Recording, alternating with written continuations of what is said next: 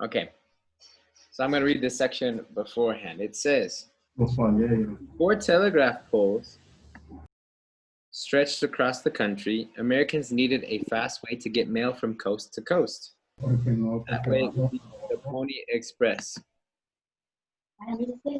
Boys and young men were needed to speed the mail on horseback from one post to another.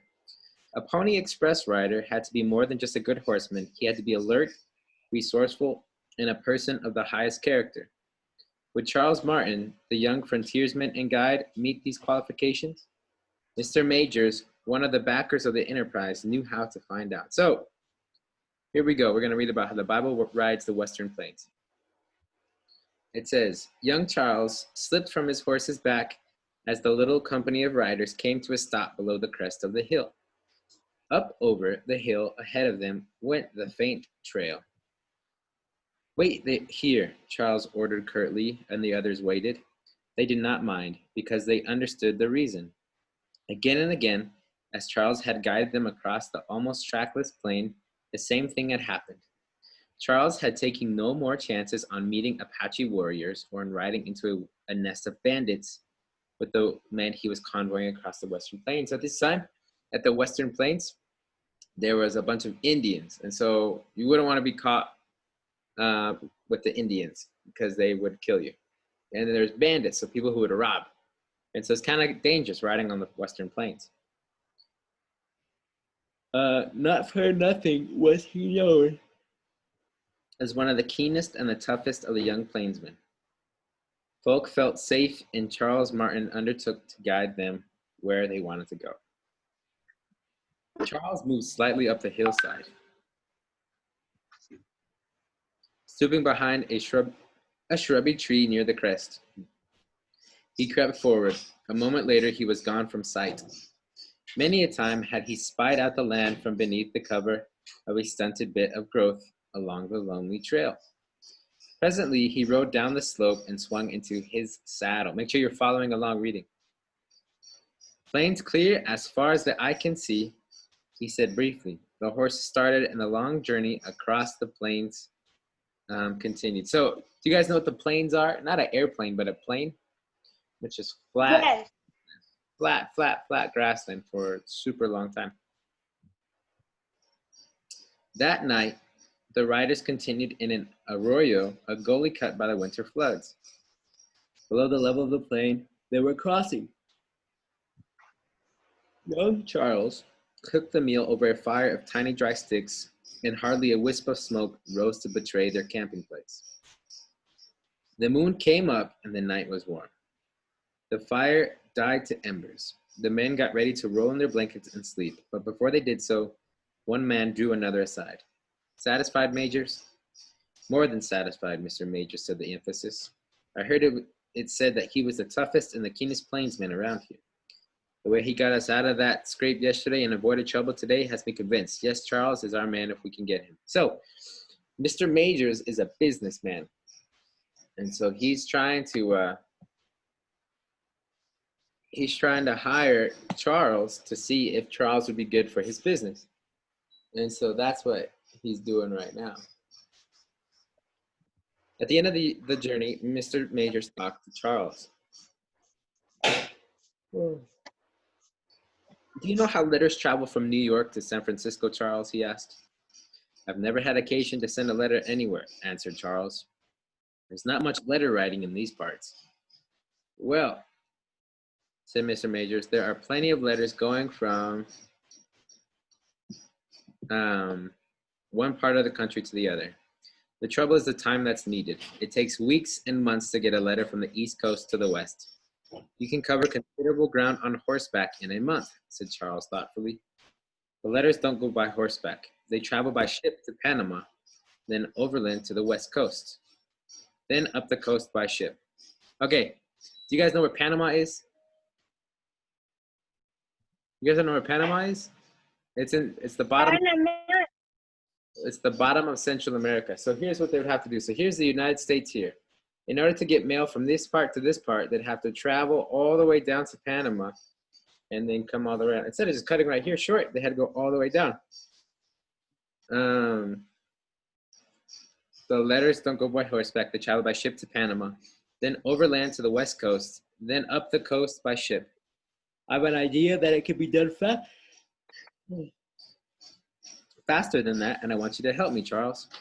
Charles listened. Wow. Mr. Majors explained his plan.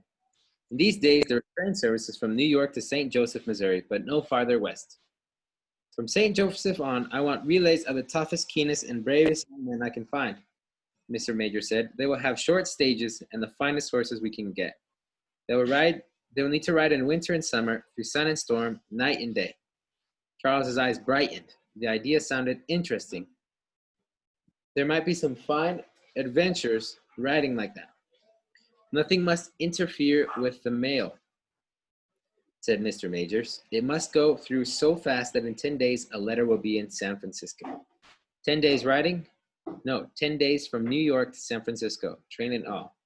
You must have worked out a plan, suggested Charles thoughtfully. We have. Sorry.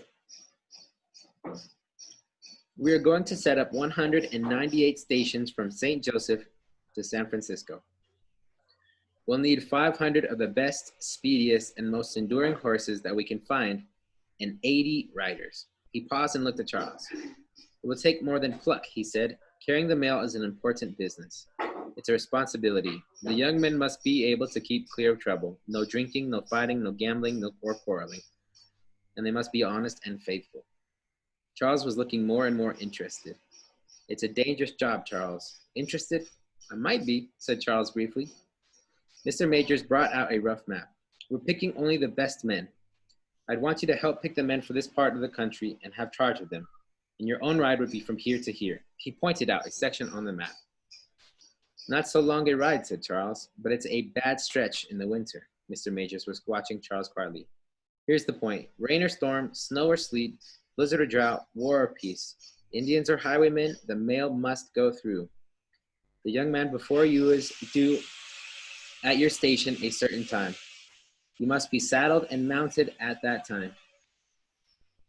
When he arrives, there must be no delay in transferring the mail pouch. It will be done before his horse stops. He will go on at all speed to the next station. Yours will be a night ride. So, here's what he's planning on doing. He wants them to travel by horse. And so he's gonna, have you ever seen those races where they pass the baton and they run? Like in the Olympics? Yeah? It's kind of the same thing with the mail. So they're gonna be riding the horse and he's gonna give him the mail while this one's riding and then gonna take off. It's gonna be fast. And so, that's annoying. And so that's what he wants them to do. But they have to do it at all times. So whether it's raining, whether it's snowing, whether it's hot, whether it's cold, night in the day, they still have to ride because they have to get it delivered in 10 days. Does that sound like fun to you guys? No. No? I think it'd be pretty fun. I'd like to do at least one to ride. Never, mister. No? Okay. Do you mind if you go for a mountain and you go up and you fall down. And you fall down and God say, hey, no, you're not going to go right now. And Jesus and God get to you and you go to heaven and we never see you and we don't know nothing. Will I be going to heaven? Isn't that what's good? Okay.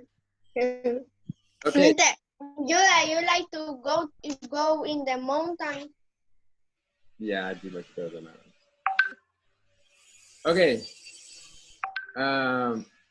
So who's gonna read next?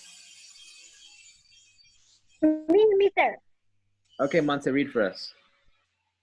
Then young Charles smiled a slow smile. He could imagine that race through the night. Dangerous, yes, but exciting. There was other thing. They said, Mister. Wait, mister.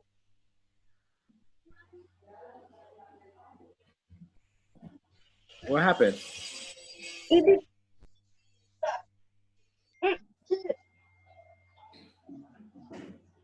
Huh?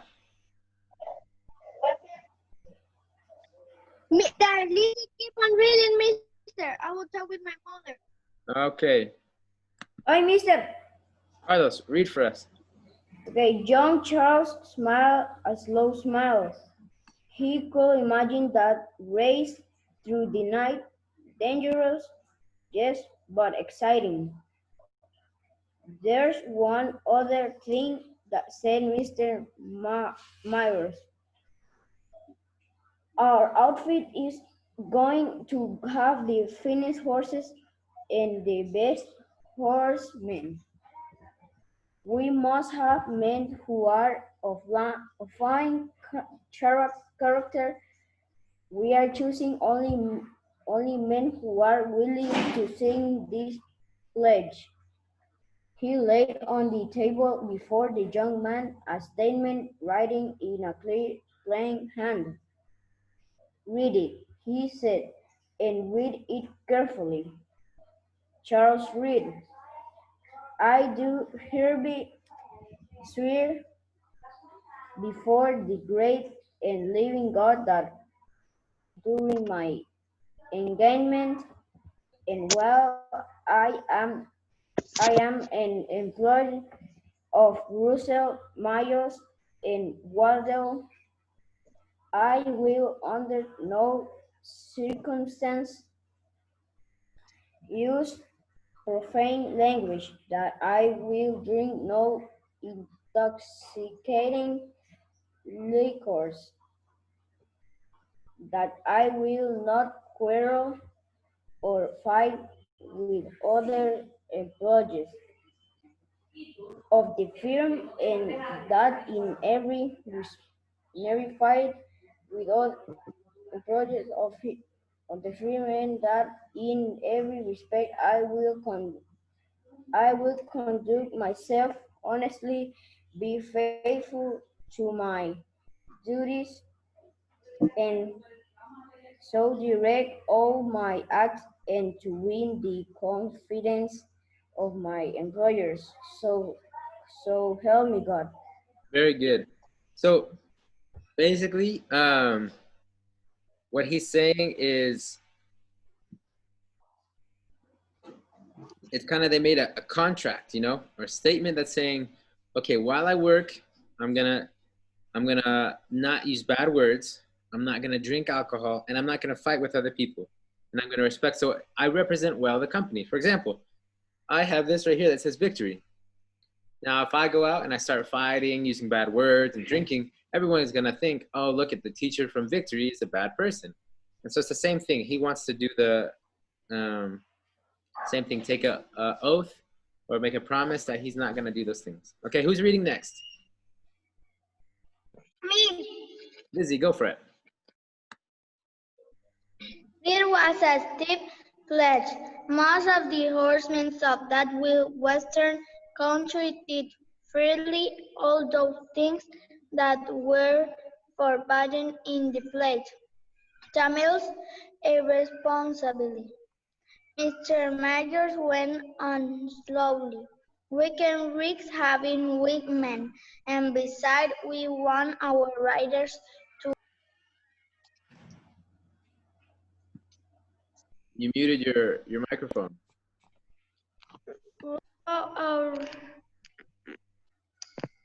Because my mother have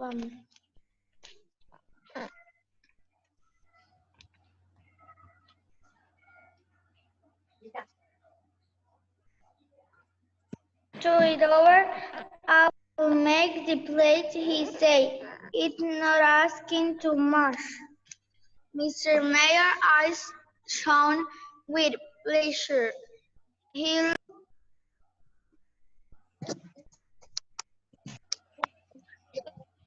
with satisfaction at the long, lean figure before him. He did need to be told that Charles will be equal to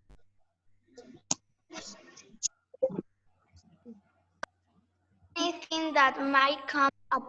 Wish I could be as sure of all of them as I am on this man. He threw to John Charles at the plate. Mr. Myers pulled from his saddlebag a small leather-bound Bible. Llévesela para mi cama. A Bible, Sheriff, No. he said, that's any man on a fair, but carry this little book.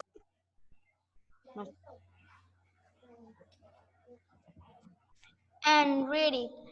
Reading the book will make it easier to keep the pledge you have signed. I continue. Sorry. No, hold off right there. So he gives him a Bible. You're supposed to do all these things, and if you read the book and memorize it, it'll help you, because the Bible tells us how to live our lives, correct? All right. Who is next reading?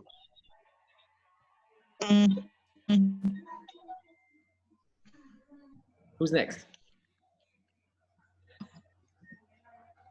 Who's gonna read next? Mr. In what page are you? Page 145.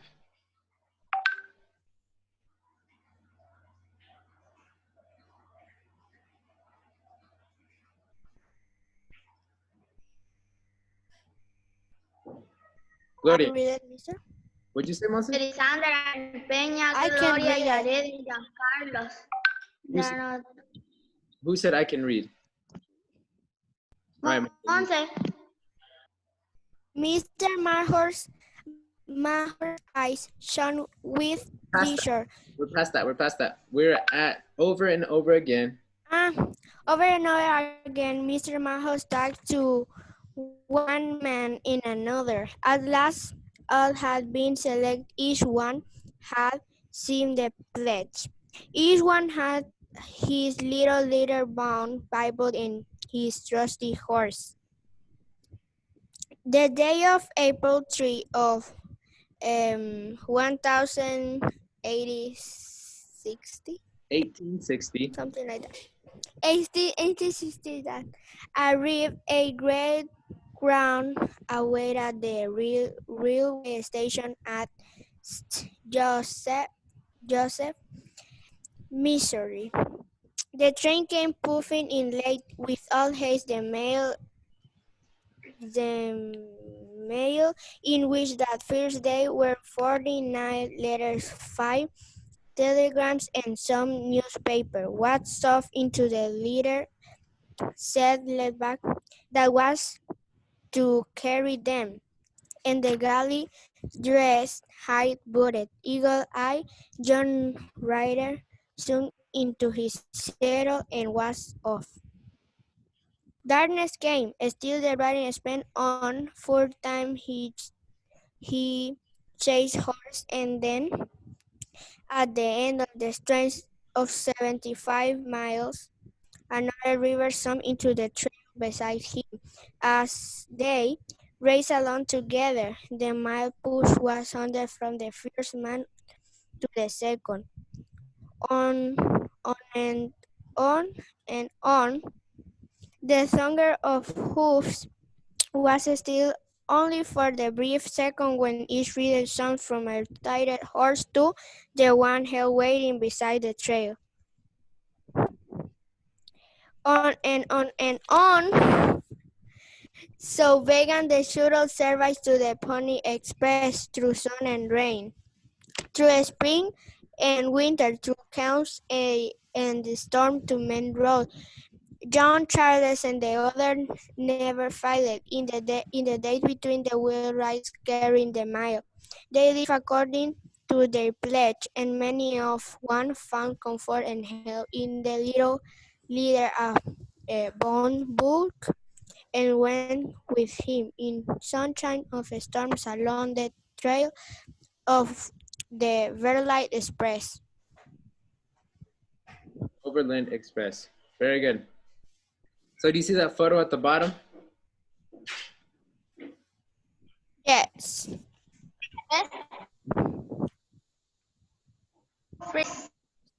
Monse. All right. What? That is the story. We have a couple of questions that you guys need to answer. Um, Mister, we will do it with you or we will answer by ourselves? we can start them with me. With the rest of you by yourself.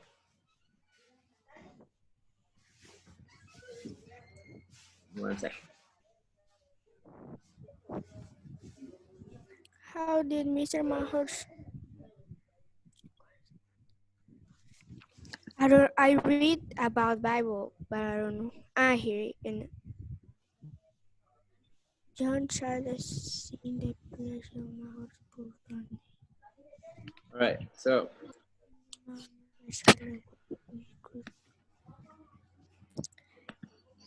Mister, I found the number.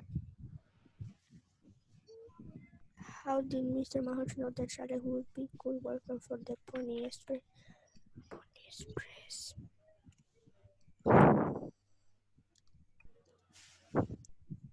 John Charles slipped from his horse. Your mic, Lizzie. all right. No, because I am reading just like that because I don't find it. Because in the first one say, John Charles slipped from his horse back as the little company of riders came to a stop with a cresa. No, upstairs. Express. All right, John Carlos, read me the first question. Now I read. How did Mr. Mahers know that Charles would be a good worker for the Pony Express?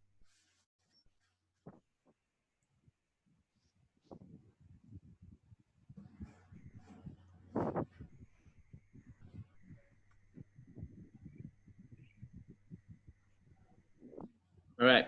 What's the answer? How did Mr. Majors know that Charles would be good for the Pony Express? Because Charles. No, Pony Express. no, I was thinking.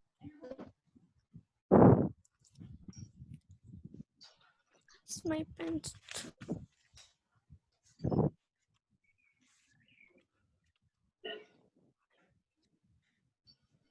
But he was a good rider of horse. Is it good? Because he was honest. He don't drink nothing. He don't get alcohol and nothing. But that was what he had to do in order to not do that. Look on page 141. Let's read more about him. 41. Remember what he did for them beforehand.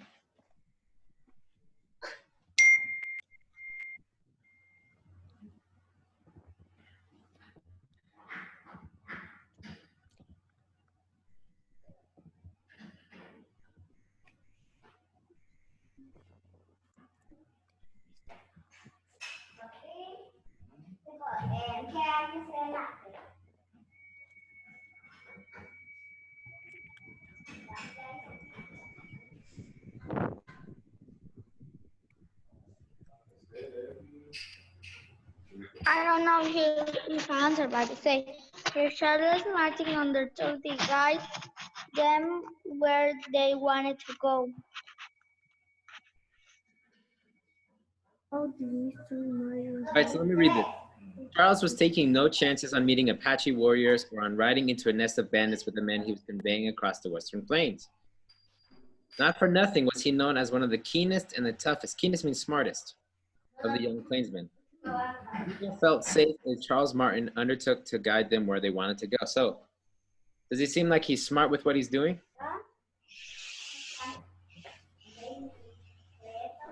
Because he was one of the news and the talks of young plainsmen. Does he seem like he knows what he's doing?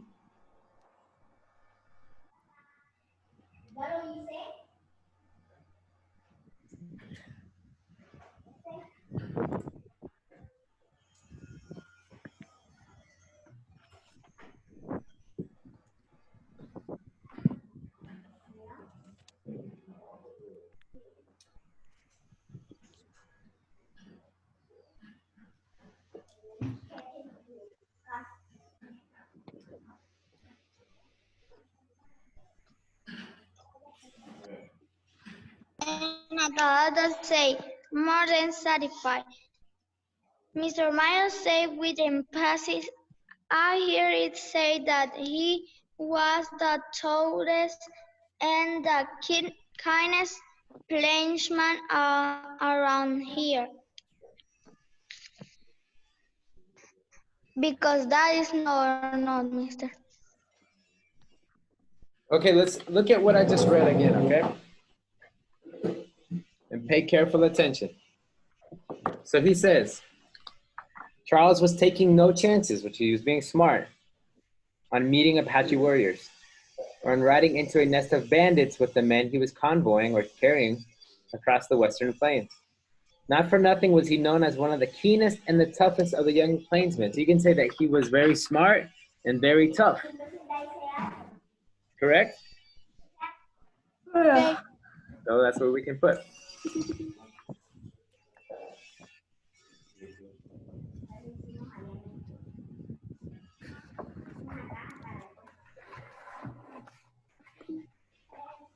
Who is...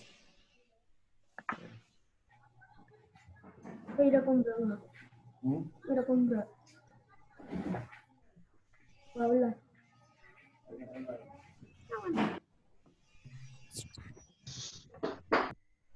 Si llevo el celular, no me link.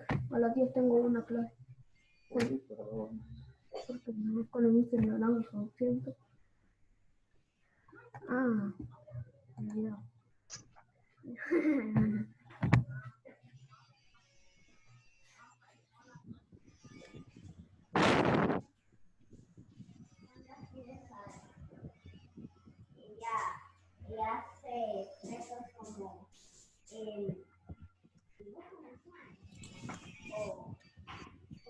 Why was it the Pony Express needed? How is the Pony Express needed?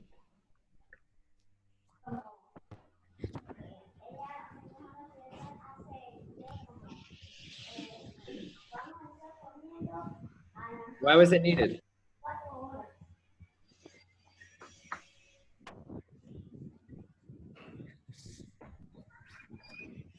Tres.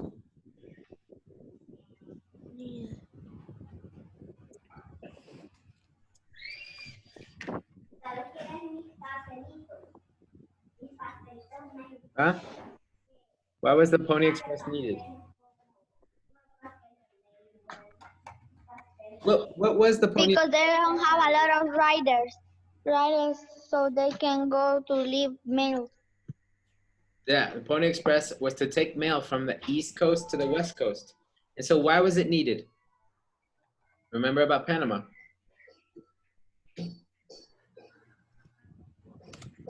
They traveled by ship to Panama, then over the road to the West Coast, then off the coast by the ship.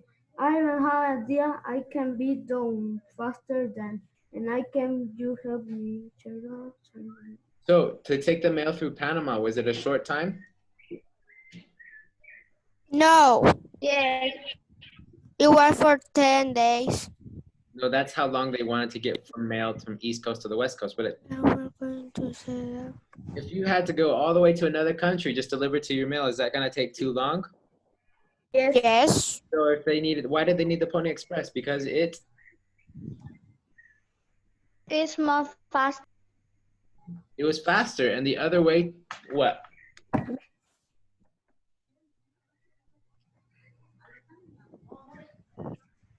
The other one is And the other way, what? And the other way to was slow. It was too slow. It took too long. Very good. It took too long to.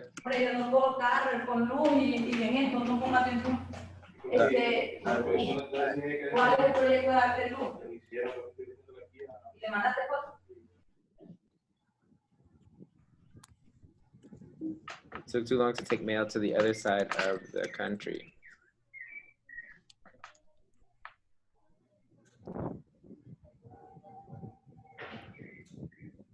Papá, si a su computadora, mire que acaba de reproducir ella solita.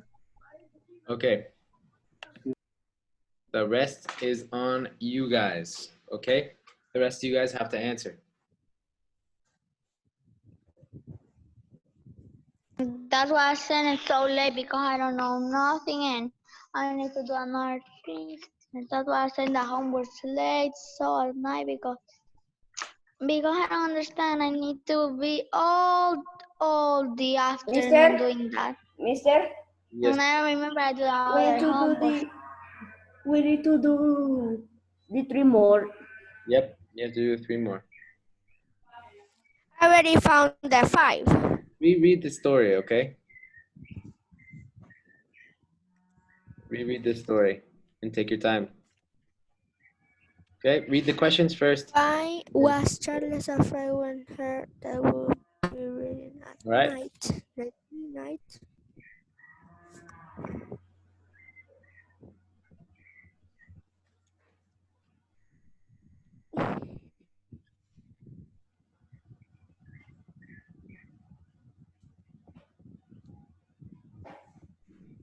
Okay, miss, I finished to copy that.